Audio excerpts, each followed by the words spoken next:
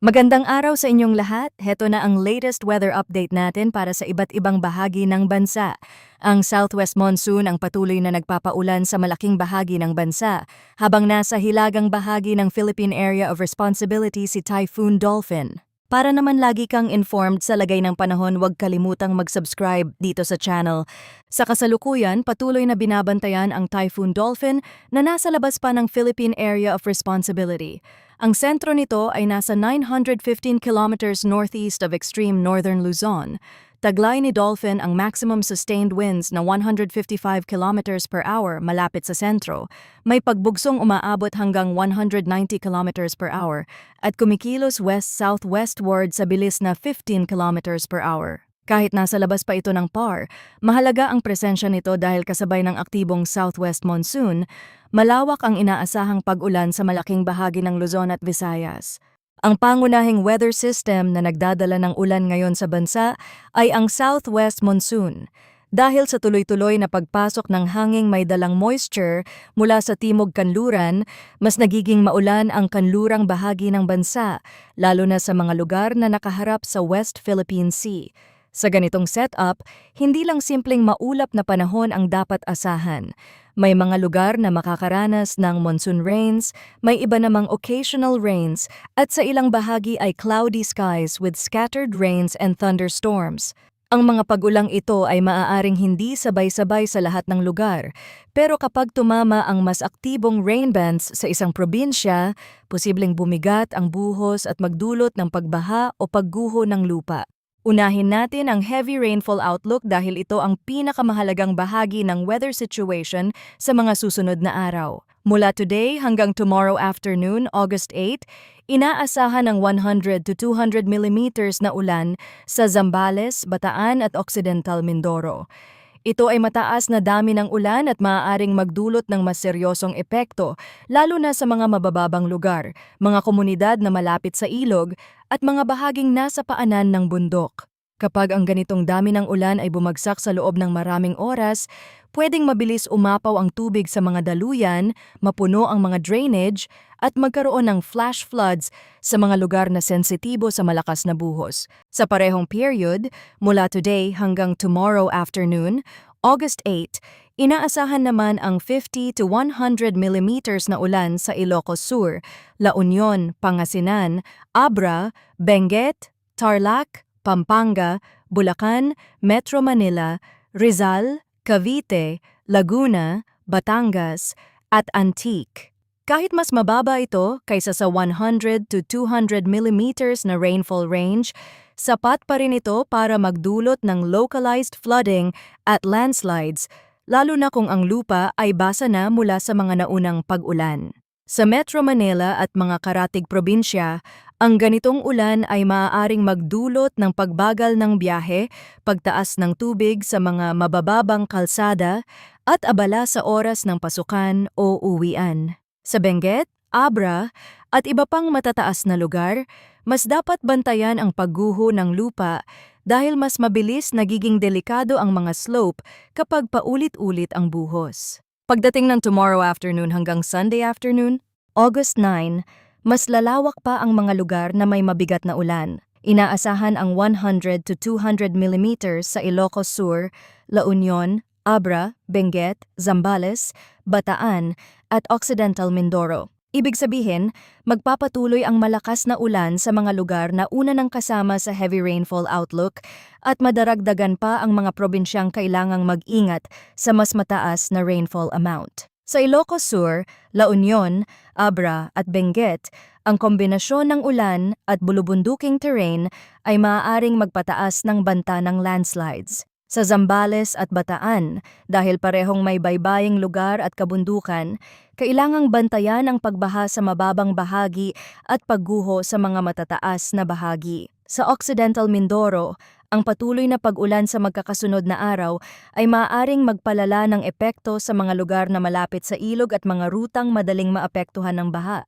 Sa parehong period mula tomorrow afternoon hanggang Sunday afternoon, August 9, inaasahan ang 50 to 100 millimeters na ulan sa Ilocos Norte, Pangasinan, Apayao, Kalinga, Mountain Province, Ifugao, Tarlac, Nueva Ecija, Pampanga, Bulacan, Metro Manila, Rizal, Cavite at Batangas. Malawak ang sakop nito mula Northern Luzon hanggang Central Luzon at bahagi ng Calabar Zone. Sa mga lalawigang ito, hindi dapat maliitin ang pag-ulan kahit nasa moderate to heavy range lamang. Kapag ang buhos ay sasabay sa mataas na tubig sa mga ilog o sa mga drainage na hindi agad nakakapagpalabas ng tubig, maaaring magkaroon ng pagbaha kahit sa mga lugar na hindi karaniwang binabaha. Sa mga kabundukan ng Cordillera at mga matataas na bahagi ng Northern Luzon, ang rainfall range na ito ay sapat para magpataas ng landslide risk, lalo na kung may significant antecedent rainfall. Mula Sunday afternoon hanggang Monday, August 10, magpapatuloy pa rin ang banta ng malakas na ulan. Inaasahan ang 100 to 200 millimeters sa Ilocos Sur, La Union, Abra, Benguet at Zambales. Sa mga lugar na ito, ang patuloy na pag-ulan sa loob ng ilang araw ay maaaring magdulot ng cumulative effect. Ibig sabihin, kahit hindi pinakamalakas ang isang partikular na buhos, ang kabuuang dami ng ulan mula sa naunang mga araw ay maaaring magpahina sa lupa, magpataas ng tubig sa ilog, at magdulot ng mas mabilis na pagbaha.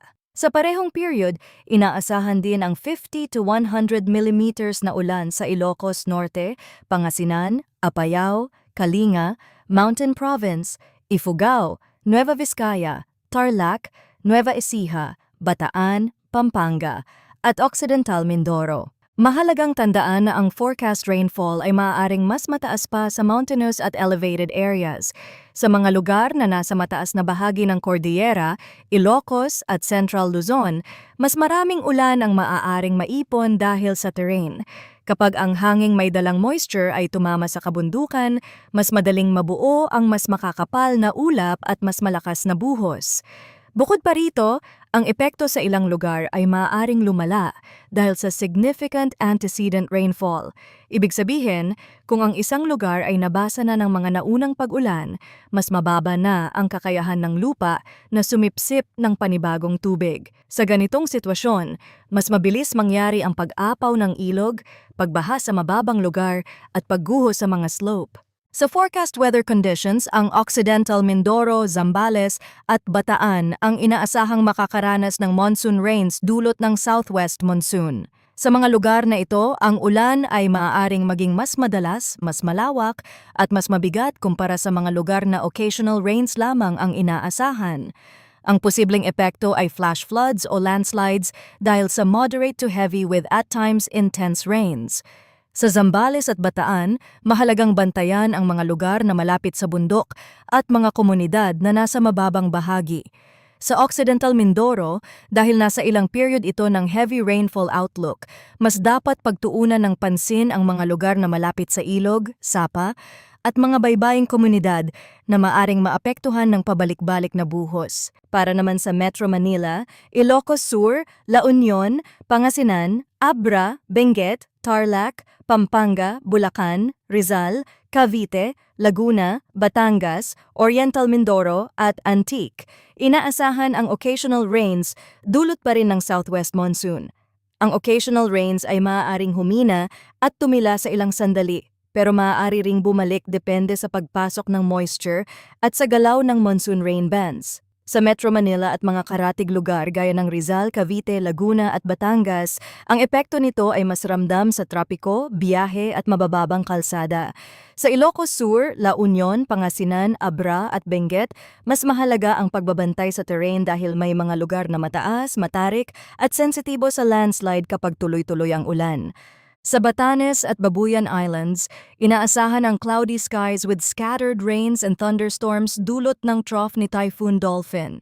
Ibig sabihin, kahit nasa labas pa ng PAR ang sentro ng bagyo, may bahagi ng kaniyang sirkulasyon or trough na maaring magdala ng ulap, ulan at thunderstorms sa dulong hilaga ng bansa. Sa mga islang ito, ang panahon ay maaaring mabilis magbago dahil exposed ang mga lugar sa bukas na dagat at sa daloy ng hangin mula sa paligid ng tropical cyclone. Kapag may thunderstorm, pwedeng magkaroon ng moderate to at times heavy rains, kaya may posibilidad pa rin ng flash floods o landslides sa mga sensitibong lugar. Mahalaga ring bantayan ang kondisyon ng dagat dahil ang mga isla ay mas direktang naaapektuhan ng pagbabago ng hangin at alon. Para sa rest of Luzon at Visayas, inaasahan ang cloudy skies with scattered rains and thunderstorms dulot ng southwest monsoon. Ibig sabihin, hindi lang ang mga lugar na nasa pinakamabigat na rainfall outlook ang makakaranas ng ulan. Sa mas malawak na bahagi ng Luzon at Visayas, may posibilidad pa rin ng makakapal na ulap, panakanakang buhos, at thunderstorm activity. Ang mga pagulang ito ay maaring umabot sa moderate to at times heavy rains, kaya may banta pa rin ng flash floods at landslides sa mga lugar na mababa, malapit sa ilog o nasa paanan ng bundok. Sa mga lalawigan na hindi direktang nasa 100 to 200 millimeters na outlook, mahalaga pa ring bantayan ang biglaang paglala ng ulan kapag may aktibong thunderstorm. Sa Mindanao, ang inaasahang lagay ng panahon ay partly cloudy to cloudy skies with isolated rain showers or thunderstorms dulot ng localized thunderstorms. Ibig sabihin, hindi kasing lawak ng monsoon rains sa Luzon at Visayas ang inaasahang ulan dito, pero maaari pa ring magkaroon ng biglaang buhos lalo na sa hapon o gabi. Sa ganitong setup, maaaring magsimula ang araw na mainit o bahagyang maaliwalas, pero habang tumataas ang moisture at init sa paligid, posibleng mabuo ang thunderstorm clouds. Kapag naging severe ang thunderstorm, maaari pa ring magkaroon ng flash floods or landslides, lalo na sa mga lugar na mababa, malapit sa ilog o nasa matarik na bahagi ng lupa. Pagdating naman sa wind and coastal water conditions, sa extreme northern Luzon ay inaasahan ang moderate to strong na hangin mula southwest to west. Ang coastal waters dito ay moderate to rough, na may taas ng alon mula 2.5 hanggang 4.0 meters. Ibig sabihin, mas magiging maalon at mas delikado ang karagatan sa bahaging ito, lalo na para sa maliliit na sasakyang pandagat. Dahil malapit sa impluensya ng trough ni Dolphin ang Batanes at Babuyan Islands, maaaring maging mas malakas ang ihip ng hangin at mas mataas ang alon sa ilang bahagi. Sa ganitong sea condition, mahalaga ang higit na pag-iingat sa mga baybaying komunidad at sa mga may biyahe sa dagat. Sa Visayas at sa rest of Luzon, inaasahan ang moderate to strong na hangin mula southwest. Ang coastal waters ay moderate to rough, na may taas ng alon mula 1.5 hanggang 3.0 meters. Ibig sabihin, hindi lang sa dulong hilaga magiging mas maalon ang karagatan. Sa maraming bahagi ng Luzon at Visayas, maaaring makaranas ng mas malakas na ihip ng hangin at mas mataas na alon dahil sa aktibong southwest monsoon. Para sa mga mangingisda, motorista sa baybayin at mga biyaheng pandagat, mahalagang alamin ang aktual na kondisyon ng dagat bago bumiyahe. Kapag may kasabay na thunderstorm, maaaring pansamantalang lumala ang alon at bumaba ang visibility. Sa Mindanao, inaasahan din ang moderate to strong na hangin mula south to southwest. Ang coastal waters ay moderate to rough, na may taas ng alon mula 1.2 hanggang 3.0 meters. Kahit localized thunderstorms ang pangunahing dahilan ng ulan sa malaking bahagi ng Mindanao, ang wind and sea condition ay nagpapakita na maaari pa ring maging maalon ang ilang baybayin. Sa mga lugar na nakaharap sa daloy ng hangin mula south to southwest, maaaring mas ramdam ang alon at bugso ng hangin. Sa pangkalahatan, ang kondisyon ng dagat sa buong bansa ay nangangailangan ng mas maingat na paglalayag dahil halos lahat ng pangunahing area ay nasa moderate to rough sea condition. Ngayon naman, tingnan natin ang latest tropical cyclone threat potential. Para sa week 1 mula August 6 hanggang August 12, si Typhoon Dolphin ay nananatili sa loob ng PMD at kumikilos northwestward patungo sa north of Taiwan. Ito ang pangunahing tropical cyclone sa mas malawak na rehiyon at patuloy na binabantayan dahil sa lakas nito at sa posibleng epekto sa daloy ng hangin sa paligid ng bansa. Bukod pa rito, may TC-like vortex or TCLV1 na inaasahang lilitaw over the northeastern portion ng PMD na may low to moderate likelihood of tropical cyclone formation during week 1. Sa madaling paliwanag, may isa pang posibleng area ng circulation sa mas hilagang silangang bahagi ng monitoring domain, pero hindi pa mataas ang kasiguraduhan na magiging tropical cyclone ito. Sa ganitong long-range outlook, mahalagang tingnan ang trend ng maingat. Hindi lahat ng TCLV ay nagiging bagyo, pero kapag may aktibong monsoon flow at may malalakas na system sa paligid, mas mahalaga ang patuloy na pag-obserba sa magiging pagbabago ng pattern. Para naman sa Week 2, mula August 13 hanggang August 19, may indikasyon na maaaring mabuo ang TCLV2 over the northeastern portion ng PMD na may low likelihood of tropical cyclone formation. Ibig sabihin, kahit pagkatapos ng kasalukuyang active period, patuloy pa ring may posibilidad ng bagong circulation sa hilagang silangang bahagi ng monitoring domain. Mababa pa ang tiyansa ng formation, pero ipinapakita nito na nananatiling aktibo ang paligid ng Western Pacific at PMD. Sa ngayon, ang pinakamalapit at pinakamahalagang epekto sa bansa ay ang southwest monsoon na nagdadala ng malalakas na pag-ulan sa kanlurang bahagi ng Luzon, ilang bahagi ng Visayas at ilang lugar na kabilang sa heavy rainfall outlook.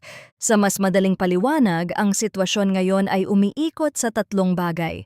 Ang malakas na Typhoon Dolphin sa labas ng PAR-E, ang huminang si Maymay na nasa loob pa rin ng PAR bilang low pressure area at ang aktibong southwest monsoon na siya mismong nagdadala ng pinakamalawak na pag-ulan sa bansa. Si Dolphin ay hindi direktang tumatama sa kalupaan ng Pilipinas sa oras na ito, pero ang kaniyang posisyon at galaw ay may kinalaman sa trough na nakaaapekto sa Batanes at Babuyan Islands at sa mas malawak na pattern ng hangin. Ang southwest monsoon naman ang mas direktang nararamdaman sa Occidental Mindoro, Zambales, Bataan, Metro Manila, Ilocos, Central Luzon, Calabarzon at ilang bahagi ng Visayas.